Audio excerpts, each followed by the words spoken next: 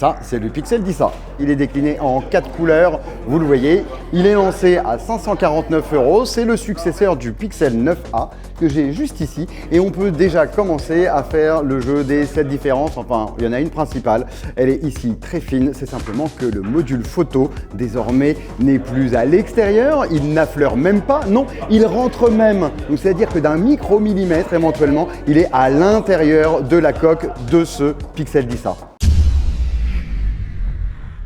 Peut-être que vous avez déjà été à court de batterie sur votre smartphone. Eh bien, ChoukTech a sûrement créé la batterie la plus adaptée à cette situation. Voici la ChoukTech 15R. 15 000 mAh, 100 watts de puissance, une connectique très pratique, un port USB-A, 2 ports USB-C. C'est dur de vous faire ressentir ça au travers de cette vidéo, mais 2 cm d'épaisseur pour 15 000 mAh, c'est vraiment une belle performance en termes de compacité. Autre gros point fort de cette batterie, souvent sous-estimé quand vous achetez une batterie externe, c'est sa capacité de charge. 100 watts! Avec ça, vous pourrez charger plusieurs smartphones en même temps, tout en restant au maximum de leur capacité de charge. Avec cette batterie, vous pourriez charger 2 iPhones en même temps sans perte de puissance, le tout très rapidement. Un 20 à 80% de batterie se fait en 30 minutes. Vous pourriez même charger votre ordinateur portable. D'ailleurs, trop pratique, vous pouvez vérifier sur cet écran en temps réel la puissance de charge délivrée dans chacun de vos appareils.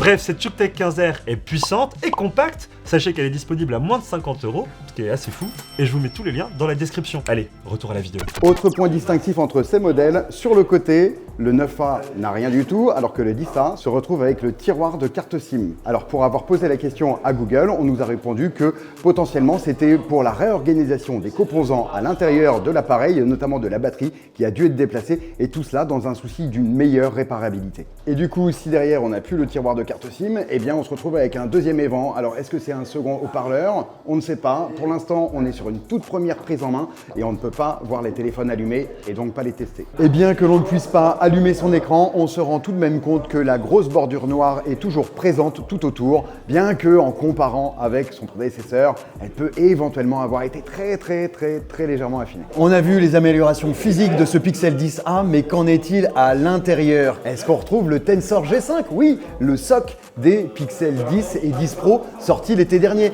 Eh bien non, absolument pas. Cette année, Google nous l'a fait un petit peu à l'envers et il nous propose le Tensor G4, soit exactement la même configuration que l'an dernier avec toujours 8 Go de RAM. Alors pourquoi un tel choix pour un prix inchangé? Eh bien, Google nous assure que c'est une décision mûrement réfléchie qui va chercher toujours à optimiser le Tensor G4 qui demeure un très bon processeur, mais également à optimiser en définitive le prix de vente de ce Pixel 10a qui ne bouge pas d'un iota et demeure à 549 € comme son prédécesseur. Et avec la crise de la RAM actuelle, c'est vrai que c'est un sujet toujours sensible. Néanmoins, rappelons que le Tensor G4 eh bien, fait encore tout à fait l'affaire aujourd'hui. Même processeur, oui, mais la photo, ça change un peu. Et non, 48 mégapixels pour le capteur grand angle, 13 mégapixels pour le capteur ultra grand angle. On reste exactement sur le même matériel que l'an passé. Oui, c'est un petit peu paresseux. Néanmoins, on gagne quelques nouvelles fonctionnalités comme la meilleure prise de vue ou l'aide à la composition de photos. Fonction qui était jusqu'à l'année dernière réservée aux modèles plus haut de gamme. Et c'est un petit loupé. Cette année, on aurait pu espérer gagner une super fonction des Pixel 10 et Pixel 10 Pro, à savoir le Pixel Snap, cette charge sans fil magnétique qui a permis à Google eh bien, de rejoindre le MagSafe d'Apple et d'être l'un des deux, enfin l'un des trois, puisqu'il y a également le HMD avec son Skyline qui propose ce type de charge avec le Pixel 10 Pro. Parce que de l'autre côté, si j'essaye de faire la même chose avec le Pixel 10a, j'ai rien du tout, ça accroche pas.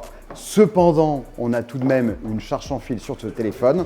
Elle n'est pas magnétique ou tout du moins pas de base. Vous pourrez toujours vous procurer une coque auprès d'un autre accessoiriste afin d'ajouter les éléments nécessaires à cette charge sans fil magnétique.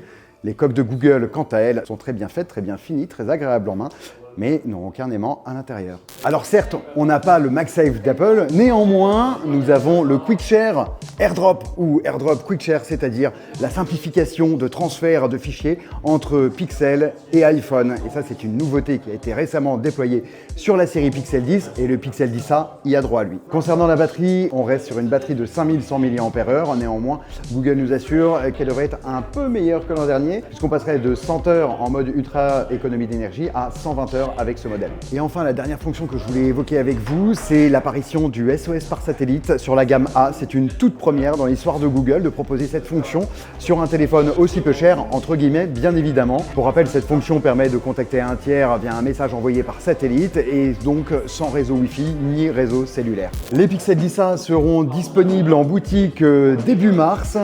Deux prix sont à retenir, 549 €, ça c'est pour la version 8 Go avec 128 Go de stockage. Il y aura également une version 256 Go de stockage. Celle-ci sera 100 € plus chère à 649 €.